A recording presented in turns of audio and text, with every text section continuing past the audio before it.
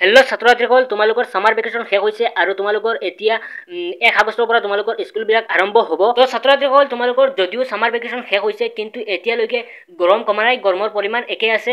আৰু তোমালোকে বহুতে ছাত্ৰ-ছাত্ৰীক কুৱেশ্যন যে তোমালোকৰ স্কুলটো টাইমিংটো কেতিয়া হ'ব আৰু সেই বিষয়ে এখন নোটিছ আহিছে। তোমালোকে এই নোটিছখন চাই যাবা।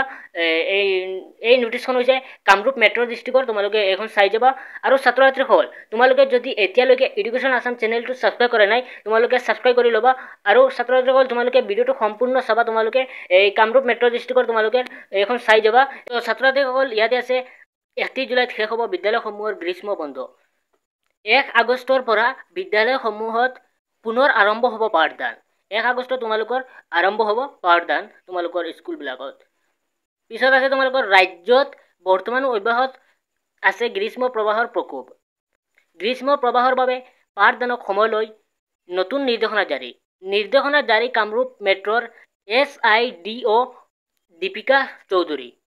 1 আগষ্টৰ পৰা গুৱাহাটীৰ শিক্ষা অনুষ্ঠানত প্ৰযোজ্য হ'ব এই নিৰ্দেশনা। 1 আগষ্টত এই গুৱাহাটীত হ'ব তোমালোকৰ এই প্ৰযোজ্য নিৰ্দেশনা। পিছত আছে পুৱা 7:30 বজাৰ পৰা সকলো শ্ৰেণীতে আৰম্ভ হ'ব পাঠদান। অৱশ্য ছুটিৰ ক্ষেত্ৰত শ্ৰেণী অনুসৰি থাকিব তাৰতম্য। নিম্ন প্ৰাথমিক বিদ্যালয়ৰ ছুটিৰ সময় পুৱা 11:30 বজা। পিছত আছে তোমালোকৰ উচ্চ প্ৰাথমিক বিদ্যালয়ৰ শিক্ষাৰ্থীৰ ছুটি হ'ব 12 বজাত। মাধ্যমিক পৰ্যায়ৰ শিক্ষা অনুষ্ঠানত পাঠদান চলিব দুপৰীয়া 1 বজা পৰ্যন্ত। পিছত আছে ব্যক্তিগত খণ্ডৰ শিক্ষা অনুষ্ঠানো প্ৰযোজ্য হ'ব এই নিৰ্দেশনা।